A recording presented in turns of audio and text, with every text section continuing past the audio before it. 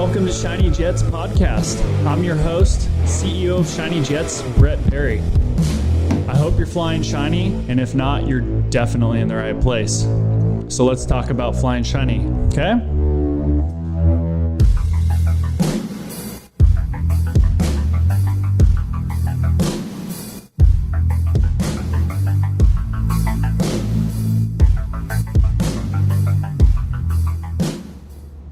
Okay, guys, thanks for joining the podcast. Today we got Mike Howard in the house of Jet Setter Charters.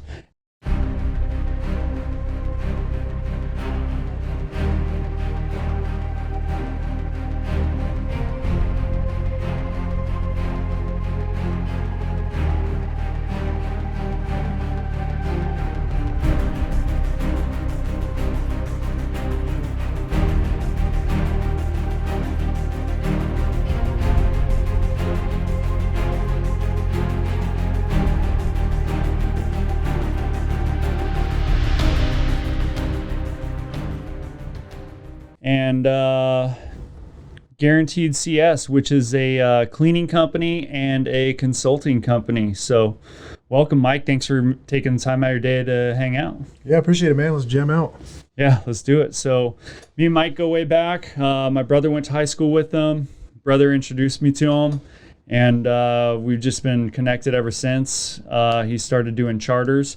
And so I wanted to bring him in for a couple reasons. First is he's in the aviation industry, so that some of you guys can get an idea of how his business runs in case you're going to be a customer, or he's going to be your customer, or the jets he charters are your customer, what he's looking for, just maybe some crazy stories, some funny stories, as well as Mike's had multiple successful businesses, he's been the top in some companies for his sales as a salesman. He does motivational speaking, and I mean, the list goes on and on with this guy. He's just, you just finished the Live Hard program with 75 Hard the whole year.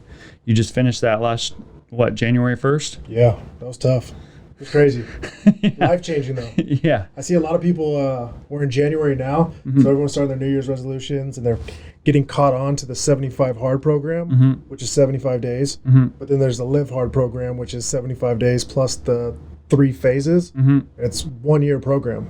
You have time off, but I've seen people who only make it to 7 to 10 days, and they're done. So at first I was like, damn, it took me, I did the whole year program, and I look back and I was like, yeah, it was hard, but then I see people not making it past 7 to 10 days, so I'm giving myself a little more credit now that I've seen it on the outside looking into what I just did. So it was, it's cool. It's honestly one of the most life-changing things I've ever done. Yeah, that's cool. I mean, other than a successful charter business, right?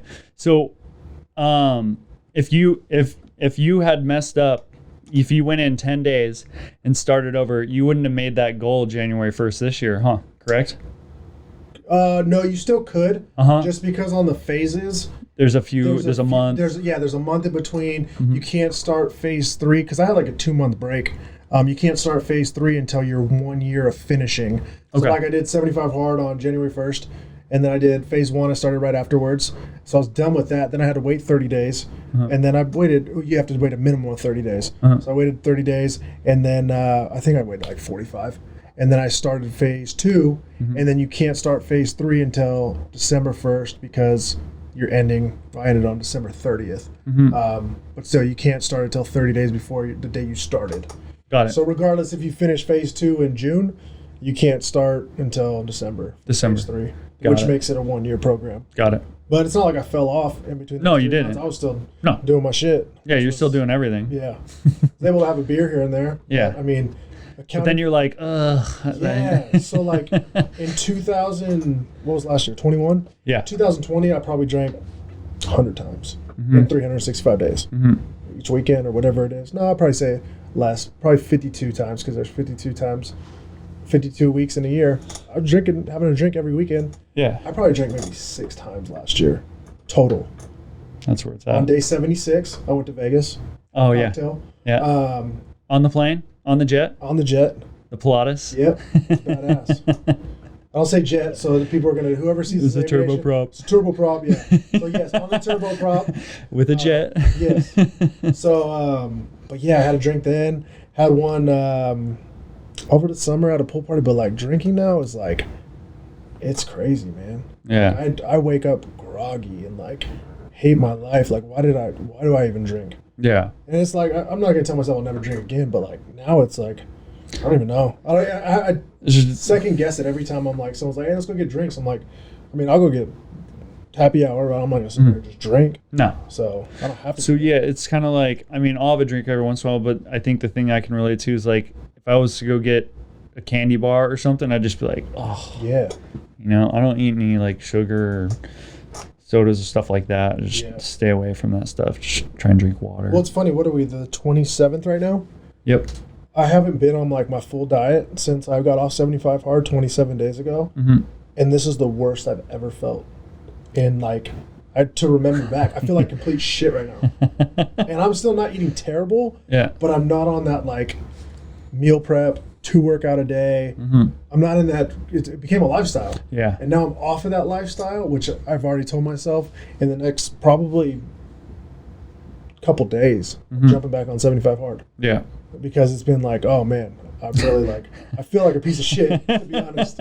Yeah. Yeah.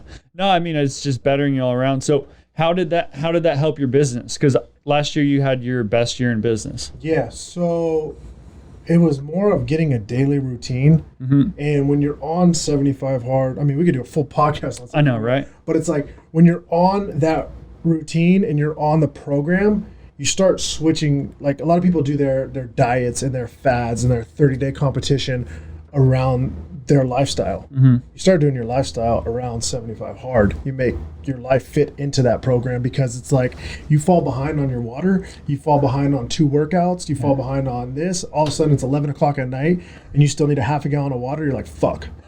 So it's like you have to. I literally knew it was 8 Costco water bottles to fit Half a gallon gallon. in a day, or to fit a full gallon in a day. Okay. It's 8 of the 16 ounces or whatever it is, 16 ounces to fit it in a day. So I would wake up 5 a.m. and I crush 2 of the things off of there. I wake up, read, crush 2 water bottles. Yeah. Then I go do my outdoor workout. Mm-hmm. On my outdoor workout, I'm making sure I'm having 2 water bottles. So that's 4 water bottles. I'm already halfway through. And it's 7 a.m. And it's 7 a.m. Yeah. And then I usually go do my midday workout at the gym around 11 or 12. Yeah. So then I have everything almost done off the checklist. When you get into other phases, there's different stuff like Cold shower. which I didn't really think about it, and it wasn't summertime. It was more like early spring when I did phase 2 or phase 1, the cold shower one. And it's freezing. It's like 40 degrees in the morning. Jump in that cold shower, you're like, oof. Yeah, it's not like and they're very specific. It's like cold shower. You can't just like turn the 5 hot minutes. knob a little bit. No, you can't it's turn. 5 minutes It's cold just shower. straight cold shower. And it's funny because I love ice baths. I have an ice bath at home, a portable one. I'll do an ice bath, jump in there 4 to 5 minutes. After a workout. Yeah, but even after a workout, doing a cold shower, there's 2 different worlds. Yeah, it is. You jump in an ice bath, it hits everything, boom, you're in shock. And you're cold for a couple seconds. When you get in a cold shower, it starts hitting every little crevice. You start doing this weird dance. The dance in like the shower. pop locking and dropping in there. It's not fun. A cold shower never gets easy. Yeah. No, that's freaking awesome. So yeah, But back to the business. Sorry. Yeah. So it changed the path of your business. Yeah. So what I was doing was I had the schedule lined out of all of 75 hard throughout the day, but then I had all these gaps in between of what I was doing. So I focused to put time into the business, or hey, I have this much time, or hey, I have this much time. And after I'd say about day 20, I got rid of social media too. That's another thing. That's not part of the program, but I got rid of social media for 75 days. I didn't realize how much time I spent on social media. I had so much free time where it's like, what have I been doing this past like 33 years or however long I've had Instagram, the past 10 years? Yeah. I'm like, holy shit, man, I'm just scrolling. Yeah. And sometimes I'm just posting shit, doing whatever. I know I post my motivational shit, but Yeah. I had so much, like I'm like, dude, it's 2:00 in the afternoon. I feel like I've just 3 days have gone by. I'm like, dude, what was I doing? And I'm probably going to delete it again because the only time I use it really now is just to post stuff. And we do get some business out of there, which is cool. So I don't want to miss out on business, but I could delete it. It's not going to kill me. Just to go on a little cleanse. I went on a little week cleanse just recently just to get rid of it, and I had more free time. But yeah, setting that schedule up, just knowing what you're going to get done, writing down my goals for the day, it just helped on a business standpoint because one, okay, I got to get this workout done. Okay, I got to call these 10 leads. Okay, I got to follow up with these 10 people from yesterday. And you start just, everything becomes more like military in your head because you're just boom, boom, boom, boom, boom, boom, boom. And then it's Groundhog Day for 75 days. Yeah.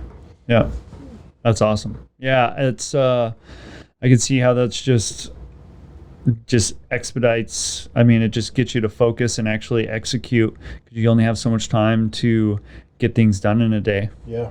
And so, especially like, I mean, I find myself I spend the whole morning sometimes till 9 a.m. posting on every single platform, but it's for my business. But then at the same time, like I'm at home and I'm like on my phone or scrolling through or all this stuff. So a habit. Yeah.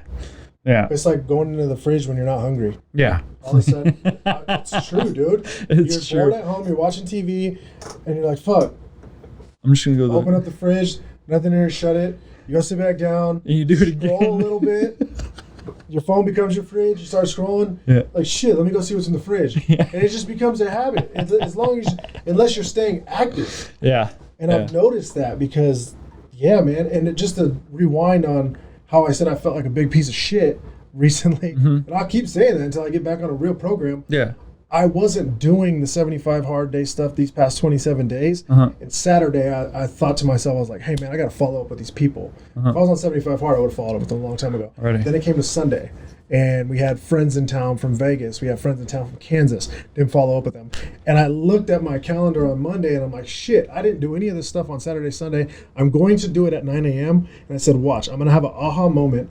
And I did. I followed up with 10 people and got 2 deals out of it. Yeah. And I'm like, this was just sitting there. If I would have done this on Saturday, I may have got more, but it's like, stick to the goddamn program. Then you have the anxiety of like, I wonder what they're going to say. I wonder what they're going to say. I wonder what they're going to say. Why don't you just find out what they're going to say? Yeah, exactly. You see a girl and you're like, oh, she's hot. I'm asking her on a date. Yeah. And you don't. You just like think about the time. Just get it over with. Yeah. It's like peel off the Band-Aid. Exactly. Exactly. It doesn't work. It doesn't add anything to you to wait. Yeah, it doesn't. Just get it over with. Then you can move on to the next. You can fill your headspace with stuff that will actually move you forward instead of worrying about something that is either going to happen or it's not. That's it. That's how it is. So charter. So tell me about the industry this year with you in particular. What you saw, what you think, where it's going, where it's been. Just like the prices, it's fucking going up on everything. It's nuts. Yeah. But yeah, man, it like the pandemic. You either had a company, not just charter, just in modern today. Yeah. The pandemic either crushed you or just elevated you. And luckily with aviation, it's elevated everyone who knows what they're doing. Yeah. Everyone got scared at the beginning of what are we, 600 and almost 700 days into the 2-week spread right now? Yeah. The 2 weeks slowed down. Yeah. It's 2 weeks. We're gonna get canceled now on YouTube. Yeah. Cancel me. I don't know shit. I know, me neither. But yeah, it started with all these people who typically fly private, who were like, oh shit, well, that's our normal. So we have a normal clientele. Then you have the people who were scared to fly commercial, had the money, and they're like, let me test out the waters. They fly one time, they get a taste of it. And then some people who are doing one-offs because coronavirus is the most deadly virus in the whole fucking world. I'm just kidding. Don't cancel me. But people are like, hey, I have to fly and not be with anyone. Yep. And they're going to put that money out there. Yep. But it's like you have 3 different categories of people. Like I said, the original, people who just got a taste of it and had the money, and the people who don't really have the money, but they're not going to risk their life. They think it's life-threatening that they could sit next to someone as long as they have that mask on. Yeah, right. So, but yeah, so it's just been continuously booming since the beginning of the pandemic. I would say early December till still even now, the demand is so high that there's not aircraft available. Yeah. And it was weird at first. I'm like, damn, I suck at like sourcing an aircraft because I can't find an option for a client right now. I've never not been able to find an option for a client. Yeah. There's always something. Yeah. I could reposition it and send you a quote for $20,000 more. Yeah. But then I started talking to my friends in the industry, people who I do business with, or people who like have helped me, or we just spitball. Yeah. That's what the industry is, man. Like if you're not helping each other, you're not fucking winning. Yeah. They're like, dude, I can't find an aircraft. I'm like, oh god, I'm not the only one. I'm like, hey, this client booked a light jet going from Miami to New York, round trip for $70,000. I'm like, what? They're like, yeah, the reposition on it was the only thing available. But what? $70,000? That's like a no. Yeah, a light jet. Three times the price. Oh, so they paid it. Yeah, they made it. How to do it? How to get there? Yeah, but business is good. Business is good. That's crazy. I see the aviation industry just continuously getting better. Yeah. And it's like people are starting. The demand is way up there, and the supply is down. The supply is down. It's starting to. It's not Christmas anymore, so no one has to get to where they need to get to. Like, as far as holiday, so it's kind of getting back to normal. But once they lift this 2-week spread, 3 years later, I always gotta say that 2 weeks, man. Every time. Once they lift that and the country's open again, I think we're gonna see that surge again. But hopefully, there's more aircraft out there. Yeah. I see a lot of operators buying aircraft right now too. So which is cool. They're putting more on their fleet, and it just helps us out more. Yeah, so. It's just easier to access, and it's tough for them to even buy aircraft right now. Yeah, it is. It's terrible, and I heard a lot of the aircraft that are for sale are not that great of buys right now, but they're still buying them and putting a lot of money and maintenance into them to get them up and up to par. So same with pilots right now too. Pilots are hard to come by. There's a very low inventory of private pilots. And because I've had some issues where it's like, we got a plane, we just don't have a pilot. I don't have a fucking pilot. Well, that's like, I mean, they have to be typed in that aircraft. They have to be current, have enough hours, and then you have to have a SIC, which is second in command, typed in it, or typed for being second in command on certain aircraft. So it can be really, really tough, especially for some of those oddball jets or some of those not many manufactured or some of the newer aircraft. Yeah. And it's crazy too, because our company, we hold ourselves to a very high standard. If they don't pass safety, like, I don't care if they have inspections. Sometimes they have low hours, so they won't pass a trip check or anything. But they have their license and they have hours in that type. But if they don't pass that trip check, I won't send the quote to the client. Yeah. And they'll be like, and sometimes they'll ask, hey, what do you mean you don't have a pilot? I was like, I don't have a pilot who will pass this. Well, what does that mean? And I tell them, I'm like, no, I'm not going to just put any pilot with low hours in there. I get it on their standpoint because they're still have the driver's license. You know what I mean? Yeah. But it's like, no, we hold ourselves to that high standard of it. You don't want any accidents. Exactly. Can't have that. Exactly. Yeah. That's wood too. So that's the other thing. How is it dealing with these customers? Because a lot of them are I wouldn't say a lot of them are my customers are the same as yours, but you're dealing with high net worth people that can afford charter trips. And I do too, dealing with these guys that own jets, So a lot of people can be intimidated, and I've always said just talk to them how you talk to anyone else. Yeah. They're used to being around a lot of yes men. That tell them everything they want to hear, and I never do that. So I always am able to relate and have just normal BS talks with my customers. So how about you? So I now that I think about it, because people always say, oh, who do you deal with? Now that I have you here, you deal with the 1% of the world. They own their jets. I deal with the 2 to 5% of the world who fly on private jets. They don't own their jets yet. Some do, but it's usually the 2 to 5. But yeah, they don't like hearing the word no. And it's cool because, one, when they try to talk down to you sometimes. Not often. Some are very polite. Some are cool and they're very appreciative. Some will do that. Some are complete assholes. Yeah. But when you don't take it from them and you shove it right back in a respectful way, mirroring, you're like, oh shit, okay, okay. You know what? I apologize. I had a client who cussed me out on Christmas Eve. He had a a mechanical issue. I hate using the M word. Yeah. He had a mechanical issue. There was a fuel leak. And he called me and told me it's completely my fault. I'm a piece of shit. Told me to fuck off, this and that. And he called me about 5 times in a row. And every time I answer the phone, I don't even have time to say hello. He's cussing me out because he has all this shit. And I'm like, dude, the more and more you cuss me out, 1, I don't want to work for you. Yeah. But 2, I'm trying to find you another aircraft. Yeah. I ended up finding another aircraft, and I told him, unfortunately, I'm never going to work for you again. Called me 3 weeks later. Apologized. And he's like, dude, I'm so sorry. The way that I treated you, I was just like this. I listened to him, and he's like, I got another trip coming up.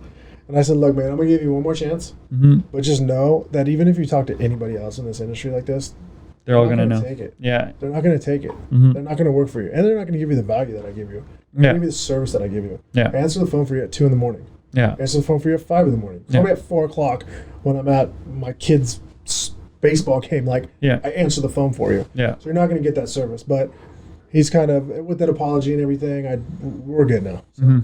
But still, I'm like, dude, some are ruthless, bro. Yeah. And then you get some that are just like bougie. Okay, I need to have my bottle of champagne on board. I once had a client buy a $125 filet mignon, not for himself, for his dog. I was like, you're like, oh, that's a good price for a filet mignon on a private jet. For his dog, bro. For your dog. For his dog. So, yeah, man. But talking to the customers, it's cool because I deal with a lot of athletes. So when I get to see these athletes, like, one, I always go into it as like, you don't want to talk about work. Like, hey, man, how's the NFL treating you? This and that. It's like, man, how's the family? Like, everyone talks how's about this? that. And then some of them talk about it, some of them don't. I deal with a lot of their agents, so I usually bring up the agent, like, oh, how did you get affiliated with so and so?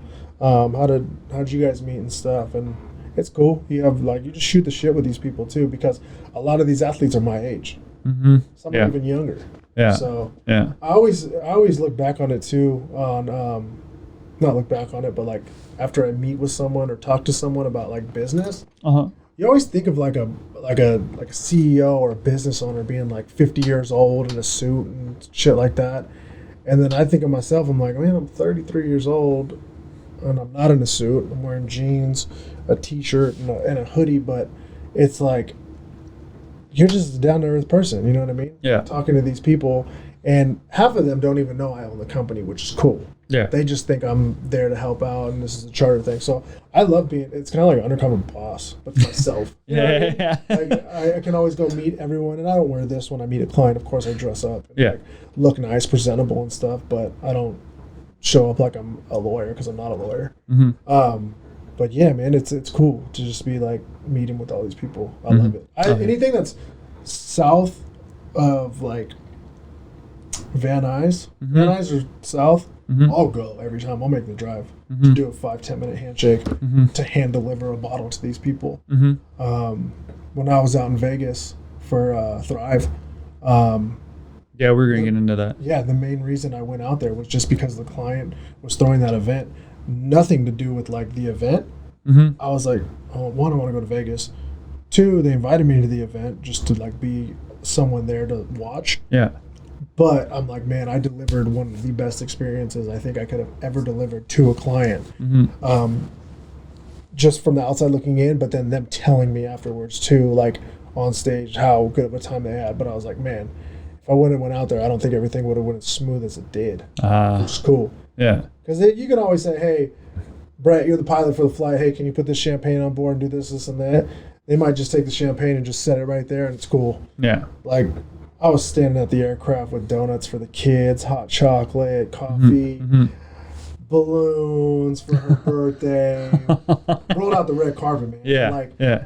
Got to sit there and talk to them for a while and like find out how the cheer competition went and stuff like that. And I drove to LA the day before where they were driving to. I had cookies ready for them when they got back on the jet and I wasn't even there. And they were like, dude, how the hell did you do this to that when you were here, when I saw you this morning in Las Vegas.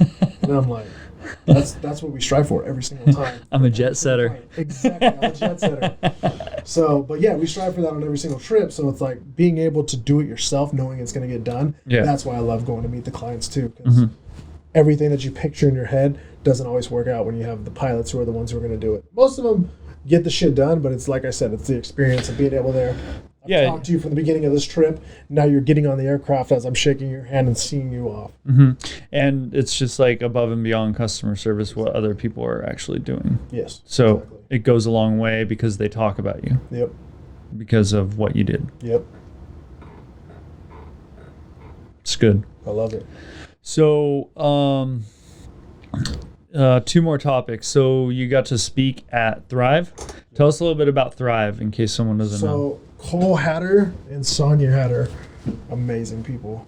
Some of the most amazing. This is like one of the most amazing couple family that I've ever met, man. They're just always giving back. Cole and Sonia own some orphanages down in Mexico that they build out. They're always donating, man. Cole's high into real estate. He throws Thrive every single year. Huge audience. Anywhere between 1,500 to 2,000 people show up. Sold out within minutes all the time. It's always in Vegas, I believe. This year was in Vegas again. Speakers, Andy Frasella, Kobe Bryant's trainer, Tim Grover. Who else was there? My dude, Ryan Stewman, the hardcore closer. He crushed it. Bradley, Dan Fleischman. I mean, all the biggest entrepreneurs in the game, motivational speaker wise, were there. It was rad. So I've met Cole at a Dan Fleischman event 3 years ago. Saw what he was doing, and my whole thing was right when I started Jet Setter. And I sent him a VIP package with his metal business card that said Cole Hatter VIP since 2018 or 17, whatever it was. And I sent one to his wife too. And he threw it on his Instagram. And he's like, man, I haven't even done business with these guys, but I'm a VIP member, this and that. Fast forward to November of last year. A couple months ago, he calls me and he's like, hey, is this VIP membership still valid? And I'm like, yeah. What's up? What do we need? He's like, I need to get my daughter from Las Vegas to John Wayne and back. It's 4 hours on the ground. I was like, cool, let's do it. He's like, she has a cheer competition. She's gonna kick off the team. She can't make it. I was like, yeah, let's do it. He's like, because I'll be at Thrive. I'm like, oh, okay, cool, yeah. So then we went back and forth, and I basically did the trip for him almost under cost. Like it was right there where we ended up afterwards. We still took a loss on it, but it wasn't a loss because they told me, hey, come out to Thrive. And I'm like, you know what? Let me try to come out for a day. So I ended up going out for a day. I got to network with every single person. And then Cole and Sonia did the trip, or for the daughter. Sonia went on with them. I was there at the plane, did all that stuff that we just talked about, had food, all that stuff, cookies, donuts, everything. Ground transportation, limo picked them up. Then Sonia got back to Thrive while I was there. They pulled me up on stage. And I'm like, oh, shit, I'm for 1,500 people right now. Gonna speak. Got to talk about Jet Setter, and it was awesome, man. Sonia was just, she ended up crying on stage. She's like, I don't know, I felt like a celebrity today. So it's like, one, you get a full testimonial right there in front of 1,500 people of someone who just used your product, your service an hour ago. She had pictures up on the thing from the trip from her iPhone, so people were seeing that. I'm like, this is the best That's testimony. a media team. This is the craziest thing I've ever seen. So then I went backstage after we got off stage and ended up meeting a couple of the speakers here and there. I ended up getting 2 deals out of it. Like 2 people flew with us. One of them within 2 days. So I'm like, the ROI on just going there was awesome. And not only did I hook up the people that were backstage, one, now they're talking about it. Everyone else talking about it. I think I got off of stage and I checked my phone. And I had like 55 inboxes from the people inside of the thing. Hey man, I want to learn more about Jet Setter. I'm taking pictures with these people back then. Like, I'm like, man, I'm just just the jet guy. Yeah. I'm just the jet guy. I ain't Frasella. I'm not all you do. I'm just the jet guy. Yeah. But it was cool, man. It was That's awesome. That was in that event, man. It's crazy the type of people it brings, because everyone in there is hungry. It's all young entrepreneurs getting their business off the ground or established already, just looking to get to that next level. Yep. That's awesome. You told me you met Andy Frasella. I've started following him a long time ago after my buddy went on the podcast on the MFC when it was the MFCEO. Okay. He went on the podcast, flew out there for a couple days to be on the podcast and hang out with Andy. But how was that meeting him? It was quick. It was real quick. Yeah. And it was. You told me something funny about it. Yeah. But the coolest thing, man, was he's that same person from the podcast. Because I was standing outside the bathroom and he was walking out, and I remember one of the dudes saying to him, "Hey Andy, you're up next. Good luck." And he looked at the dude and he's like, "I come prepared. I don't need any fucking luck." I went on stage. I'm like, dude. So every time now, like my friends hit me up and I'll be like, "Hey, I'm speaking at this event," or "Hey, I'm doing this and that." They're like, "Good luck." I'm like, "I don't need no fucking luck. I come fucking prepared, bro." But I'm like, man, this dude is that same dude. It's not like show. It's not. Yeah, there's no show. You can't be that though. You cannot. Yeah, you can't. It's like a show like that. It's nuts. Yeah. So a couple other things. So do you ever find like you ever run into customers complaining about a dirty jet? Sometimes, yeah. Yeah? Yeah, for sure. And so what's the solution for that? Are there emails that go out because of that? Yeah. That type of stuff? So we go back to the operator or whoever's owns the aircraft.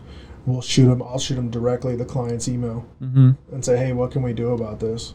Or like, "Hey, what was going on with this? We had a stain or something like this, a smell like this, or there was shitty this or whatever it was." But yeah, usually it gets sent up to the owner and they take care of it, and either they give you something back or they apologize and we'll take care of you on the next one and this and that. But it doesn't go too far.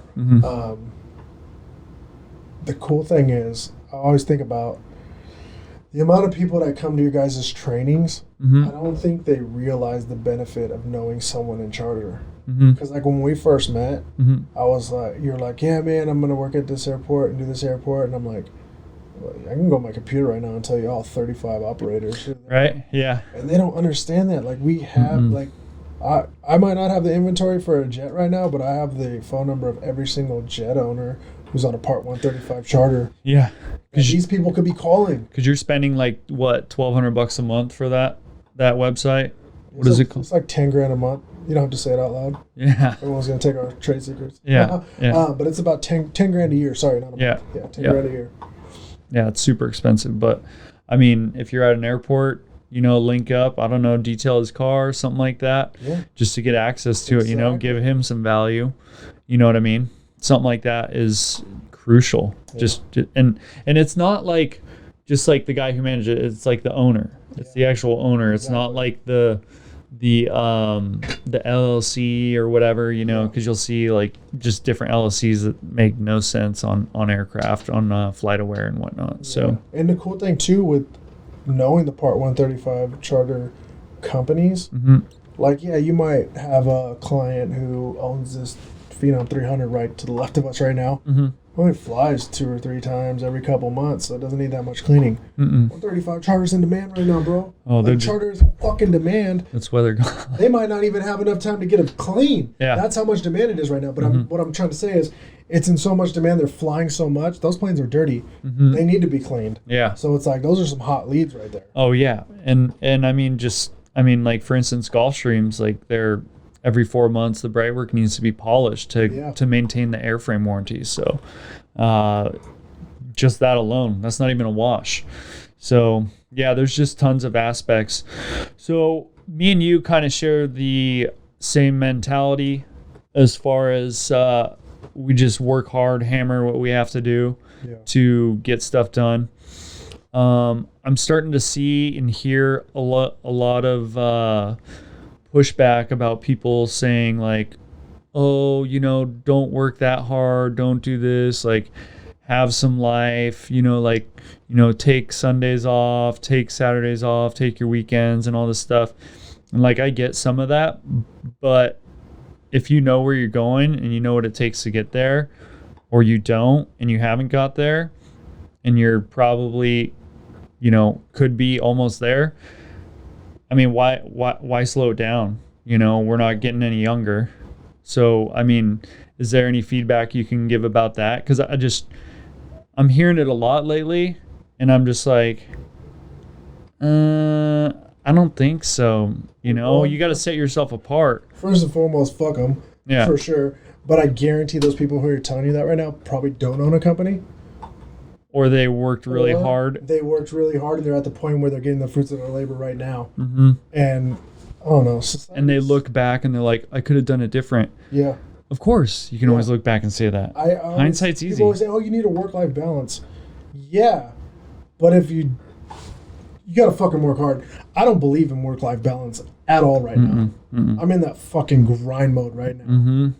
When my kids are 5-10 years old, 7-10 years old, then I can enjoy that shit. Yeah. But right now, when they're at that age, when I'm able to just fucking grind. Yeah. And like, I really don't believe in a work-life balance right now, just because I'm at that stage. I'm at that breaking point of where I know my company can go. Mm-hmm. And yeah, it's doing great right now, but I knew where it was when I was even in some more fucking grind of working 12, 13 hours a day, working for a company, then managing my own company. And like, that's when I kind of said, like, okay, now I've gotten to that other breaking point. Now I don't work as many hours, but it's slowly getting to that point where the people who are telling you, you don't have to work that hard, this and that. Oh, okay, but thanks. Like, yeah, but I'm still at that point where, yeah, I do have to work that fucking hard to get to where I want to fucking go. Yeah, exactly.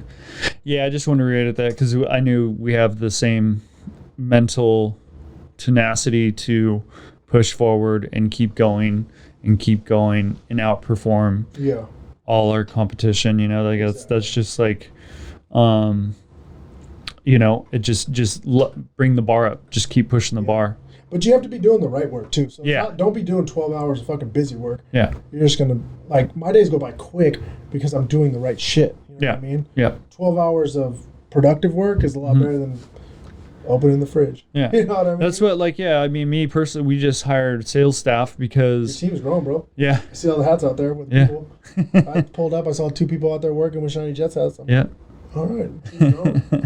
Yeah, no, so that's the thing. Like, I was, like, dealing with customers and stuff like that, so now I have a sales guy that he'll filter anything and try and, deal with things that he can deal with, and if they need me, we'll schedule a Zoom conference call with me, while I can build the back end of the business and all that stuff, because we got a lot of stuff going on in the background that no one sees on social media. And people are they're just going to be in shock when it all comes together. It's awesome. So if I had that work-life balance, it would, it wouldn't get done. And then I would think to myself years down the road, like, oh, I shoulda. And, I spearfished when I had my old company. I went spearfishing and surfing at least twice a week. Yeah. But I just had, 3 laborers. No. I had 3 up to 5 full-time guys, and I was just cruising. Yeah. I'd work 20 hours a week and in the office and just cruising, but I was never gonna grow, or I had hit the ceiling. So I was like, cool, I can just go surf and spearfish and like go have lunch with my kids and be home early, and the wife stayed at home with the kids. Like, everything was just kind of, but that was my life. Yeah. That was it. And I was like, so when we started Shiny Jets, I was like, no, this is going to be big, and I'm going to do whatever it takes. Like, I'm not going to take my time to get where I'm going. Yeah. I'm not. Well, some people look at it different too. Like, they'll see us on the days that we work 12 hours. Hey, you need to slow down. There's some days I only work 2 hours. But like in reality, I haven't taken a day off since 2017. Like I didn't even take a day off when my daughter was born. Yeah. 3 weeks ago. Yeah. 4 weeks, whenever it was, December. Like I was literally in the hospital working. Yeah. Like I don't take days off. Some days I'm working 12 hours. Some days I'm working at 2, 3 in the morning. Some days I'm able to fit in a podcast like this. Some days I'll be working at SeaWorld. Literally, I'll have my computer on at SeaWorld. People are like, "What the fucking dude hacking the system or something?" No, I'm working, bro. But it's like I'm able to do it on my own time. But that's my work-life balance. So yeah, it's still. And you're just not being told how much you're worth and when you can spend hours of your life. You know how you can spend them. Like you have to be here at work. So that's definitely the benefit. So yeah, in aviation, I mean, that's the other thing is when the economy takes a digger, who's still going to have money? Guys with jets, the industry. So and people still have to get places too. So yeah. If the economy does take a shit and say their stocks are down or they go down in some money and stuff, they're not just going to hop on a commercial. No. They're still going to fly private. Yeah. But yeah, because commercial, it's going to, if they had to fly multiple locations for multiple meetings, if there's three meetings in 3 different cities, if you flew commercial, it'd take 3 days. If you're in private, it takes 1 day. And then you could be home. Exactly. Being effective. Their time's more valuable than a lot of shit. Yeah. That's what I found out the most. It's saving the company money by having the private jet. And they do it for the convenience aspect of it. Not waiting in TSA, not doing this, not scanning their bags, literally walking 5 minutes late, shaking the pilot's hand. Yeah. Waiting for their champagne and getting the fuck out of here. Let's go. Sweet, dude. Well, that was awesome. I appreciate you coming on. We had a lot of good insights on entrepreneurship, especially from you. Geez, I mean, as far as sales, I forgot to add this. Like, you were a top salesman for a gym. What was that? Crunch Fitness. Crunch Fitness. You were the number 1 salesman. 2015 or 16. Yeah. Nationwide, right? Worldwide. Yeah. Jeez. Because Crunch is worldwide now. Okay. And it was crazy. I forget what country it was, but I was right after they put out like the fitness magazine thing with Crunch and my total numbers for the month. I had like other country crunches emailing me, dude, how'd you do this? How'd you do this? How'd you implement that? And I'm like, holy shit! It wasn't just out of San Diego, New York, and those crunches, like other countries. Yeah. Like, holy shit. So you had top sales in the world. So that's when I kind of like realized, like, man, I've hit my cap at this place. Yeah. And that's when I kind of got into like brainstorming, like, man, I know what I'm worth. I know what I'm capable of doing. I've always been in a leadership position. Now I need to go out and test the waters of like entrepreneurship. And that's when I started my own first company, the cleaning company. I was still working for a corporate company, and then ended up saying, hey, you know what? I can get this to a point where this cleaning company can take care of me if I need to.